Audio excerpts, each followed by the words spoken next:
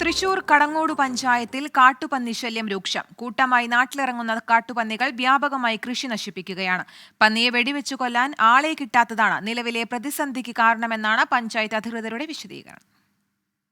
വെള്ളറക്കാട് ആദൂർ പ്രദേശത്താണ് കാട്ടുപന്നികൾ വ്യാപകമായി കൃഷിനാശം വിതച്ചത്. ആദൂർ പാടശേഖരത്തിലെ കതിരിടാറായ നെൽച്ചെടികൾ കുത്തിമറിച്ചിട്ടു. വെള്ളറക്കാട് പാടശേഖരത്തിൽ ഏക്കർ കണക്കിന് നെൽകൃഷിയാണ് നശിച്ചത്. നെല്ലിനു പുറമെ മറ്റു വിളകളും വൻതോതിൽ നശിപ്പിക്കുന്നുണ്ട്. കടങ്ങോട് പഞ്ചായത്തിലെ മികച്ച കർഷകനായ കുറ്റിയിൽ മുഹമ്മദ് കുട്ടിയുടെ തോട്ടത്തിലെ വാഴകളും ചേമ്പും ചേനയും കപ്പയും വ്യാപകമായി നശിച്ചു. ഒരു മാസത്തിനുള്ളിൽ പല ദിവസങ്ങളിലായി 300-ലധികം വാഴത്തൈകളാണ് പന്നികൾ കുത്തി നശിപ്പിച്ചത്. അപ്പൊ അത് മൂന്നാമത്തെ പ്രാവശ്യമാണ് ഞങ്ങൾ നടുന്നത്. നട്ട് കുറച്ച് കഴിഞ്ഞ് പിറ്റേന്ന് വന്നാലും അതെടുത്ത് പറിച്ചിട്ടുണ്ടാവും. കർഷകരുടെ വാഴ, ചക്കരക്കിഴങ്ങ്, കൊള്ളി ഇങ്ങനെയുള്ള എല്ലാ കൃഷികളും ഞാനൊക്കെ ഉപേക്ഷിച്ചു. തരിശു ഭൂമികളൊക്കെ എടുക്കുന്നുണ്ട്, ആ കൃഷികളൊക്കെ ഉപേക്ഷിച്ചു ഇത്രയും പന്നികളുടെ ശല്യം കാരണം.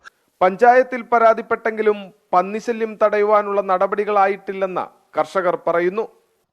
കർഷകന്റെ പ്രശ്നങ്ങൾ പരിഹരിക്കപ്പെടാൻ എത്രയും വേഗം പഞ്ചായത്ത് നടപടികൾ സ്വീകരിക്കണമെന്നാണ് ഈ കർഷക സംഘടനാ പ്രതിനിധി എന്ന നിലയ്ക്ക് എനിക്ക് പറയാനുള്ളത്.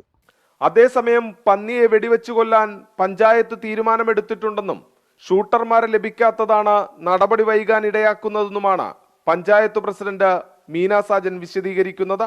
പലരെയും വിളിച്ച് നമ്മൾ പഞ്ചായത്തിൽ വരുത്തിയിട്ടുള്ളതാണ്. പക്ഷെ അവരുടെ ഒന്നും ലൈസൻസ് പുതുക്കി കിട്ടാത്തൊരു പ്രശ്നം നിലനിൽക്കുന്നുണ്ട്.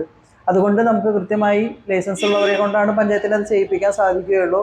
ഈ ഒരു പ്രശ്നം നിലനിൽക്കുന്നത് കൊണ്ടാണ് നമുക്ക് ആ പദ്ധതി നടപ്പിലാക്കാൻ സാധിക്കാത്തത്. ഷൂട്ടർമാരുടെ പട്ടിക വനം വകുപ്പിന് നൽകിയിട്ടുണ്ട്. എന്നാൽ ഇതിൽ പലരും വിദേശത്താണ്. മറ്റുള്ളവരുടെ തോക്കിന് അധികൃതർ ലൈസൻസും പുതുക്കി നൽകിയിട്ടില്ല. 24 തൃശൂർ. 24 അഞ്ചിന്റെ വജ്രത്തിളക്കം.